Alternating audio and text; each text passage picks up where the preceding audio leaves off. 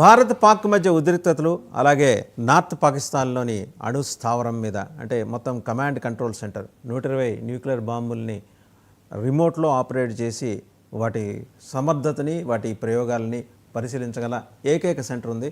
దాన్ని పూర్తిగా బ్రహ్మోస్ ధ్వంసం చేసేసిన తర్వాత ఇవాళ అక్కడ రేడియేషన్ కారణంగా 100 కిలోమీటర్ల పరిధిలో మొత్తం గ్రౌండ్ వాటర్స్ పొల్యూట్ అయిపోయినాయి. చాలామంది కంటి చూపు కోల్పోయి ఇస్లామాబాద్ జనరల్ హాస్పిటల్లో, సమీప ఆసుపత్రిలో కూడా చికిత్స పొందుతున్నారు. సో ఈ క్రమంలో అసలు భారత్ పాకిస్తాన్ మధ్య ఉద్రిక్తతలు తగ్గటానికి ఉన్న మార్గాల మీద సమగ్రంగా విశ్లేషించడానికి మనతో ఉన్నారు జియో పొలిటికల్ అఫైర్స్ ఎక్స్పర్ట్, అలాగే రక్షణ రంగ వ్యవహారాల నిపుణులు, ప్రత్యేకించి తీర ప్రాంత రక్షణ మీద విశేషంగా అధ్యయనం చేసిన CHSS centre for human security studies founder doctor Ramesh Kanaganti. నమస్తే డాక్టర్ రమేష్ గారు. నమస్తే వాసుదేవన్ గారు. నమస్తే సార్. సో ఇప్పుడున్న ఒక కొలిక్కి వచ్చినట్టు కనిపిస్తోంది. మన సమర్థత ఏంటి అంటే, మన ఇన్నాళ్ళు కామ్గా ఉన్నదాన్ని మన అసహనంగా భావించిన పాకిస్తాన్కి అర్థమైంది ఏంటి?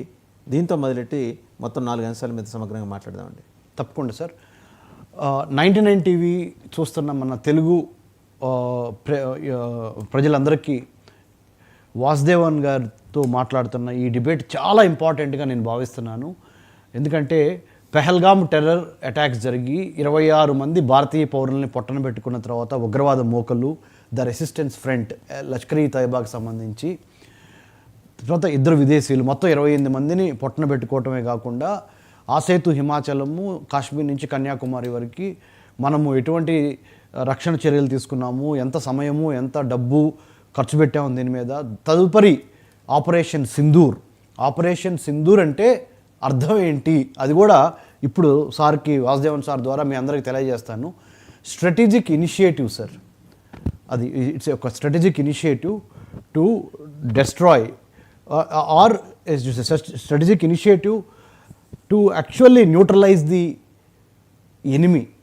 అండ్ మొత్తంగా పాక్ ఆక్రమిత కాశ్మీర్తో పాటు మెయిన్ల్యాండ్ పాకిస్తాన్లో ఉన్న టెర్రర్ క్యాంప్స్ని కూడా న్యూట్రలైజ్ చేయడానికి it is a strategic initiative sir Sindoor అనేది.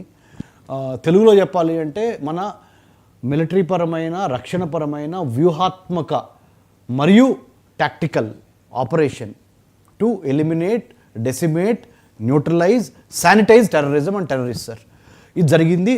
తదుపరి పరిణామాల్లో భాగంగా ఇంకా సింధు నది జలాలకు సంబంధించిన ఒప్పందాన్ని రద్దు చేసుకోవటము, అంబాసిడర్స్ని వెనక్కి పంపించేయటము, దౌత్యపరమైనవి ఇంకా చాలా జరిగినాయి.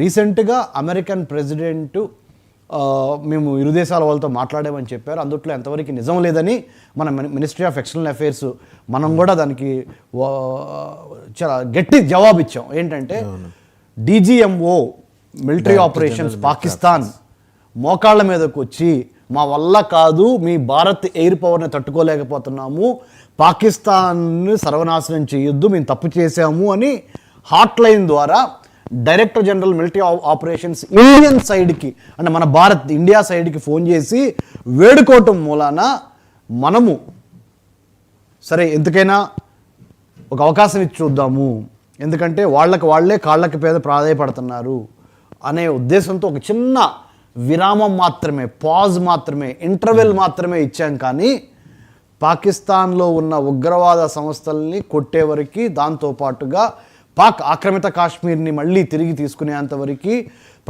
గౌరవ ప్రధానమంత్రి నరేంద్ర మోడీ గారు నిన్నగాక మొన్న రాత్రి జాతిని ఉద్దేశించి ప్రసంగిస్తా కూడా వాసుదేవన్ గారు మీరు చూసే ఉంటారు, terror, trade cannot go together. వర్తక వాణిజ్యము టెర్రరిస్ట్ కంట్రీతో చేయడం సాధ్యం. Water and blood cannot flow together. Absolutely. రక్తము నీళ్లు కలిసి ఒకే దాంట్లో ఒకే పరిసర ప్రాంతాల్లో ప్రవహించడం